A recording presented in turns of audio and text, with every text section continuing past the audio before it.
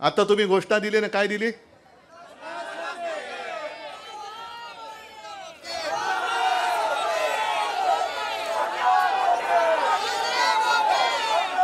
ही आपली घोषणा महाराष्ट्रातल्या कानाकोपऱ्यात गेले, तुम्हीच सगळ्यांनी नेली. 50 खोके एकदम ओके, पण आता यांना 50 खोके कमी पडायला लागले म्हणून धारावी आणि मुंबई गिळायला निघाले ते बोके.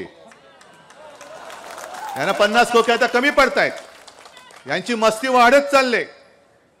एक तर हे असंविधानिक सरकार आहे आणि यांना असं वाटतंय की आपल्याला कोणी जाब विचारू शकत नाही. वर्षातही तुम्ही जे बोललात की तुम्ही प्रश्न विचारलात अदानीला तर उत्तर देतो भाजप, तरी नशीब समजा तुमची अजून महुआ मोहित्रा नाही केली, कारण त्यांनी प्रश्न विचारला त्यांना तिला निलंबितच करून टाकलं. तर नशीब तुम्ही अजूनही सभागृहात जाताय.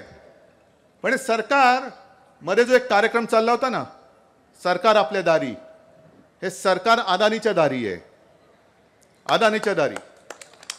आणि आज आम्ही जे काही तिरीमिरीने उतरलेलो आहोत, आता आपण म्हणालात की धारावीतल्या सगळ्याचा म्हणजे संडास, बाथरूम, नाले, ओढे, गटार त्याच्यामध्ये सगळे येईल नाही, त्या सगळ्याचा FSI TDR सगळा अदानीला देऊन टाकला. फक्त पाऊस पडणाऱ्या ढगांचा नाहीये. म्हटलं ढगांची गरजच नाही, बिन ढगाच्या सवलतीचा पाऊस एवढा पाडलाय की आणखीन ढगाची गरज काय. देवेंद्र आणि कंपनी म्हणते, म्हणजे त्याच्यात आता संजय राऊतांनी गेल्याच्यात सांगितलं ना, भारतीय जुगारी पार्टी. हो काय? हो ना, कुठे बसलेत संजय राऊत, इकडे बसलेत. भारतीय जुगारी पार्टी ते बाजू मांडतायत. काय उद्धव ठाकरे म्हणे TDR लॉबीची बाजू घेत आहेत. मग तुम्ही अदानीचे जे बूट चाटताय ते कशासाठी चाटताय? आणि मी मुख्यमंत्री असताना एक तरी निर्णय असा दाखवा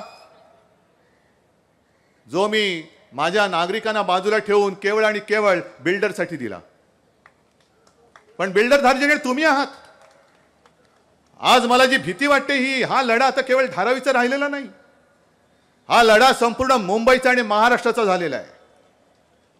कारण या सवलती ज्या आहेत, मुद्रांक शुल्क माफ, हे माफ, ते माफ, याचा सगळ्याचा परिणाम हा महाराष्ट्राच्या अर्थव्यवस्थेवरती होणार आहे, मुंबईच्या अर्थव्यवस्थेवरती होणार आहे.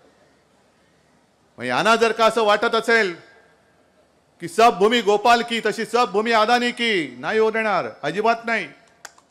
CEN न्यूज, देश प्रदेश की ताजा तरीन खबरों के लिए CEN न्यूज को सब्सक्राइब करें और रहें पल पल की खबर से हर पल बाखबर.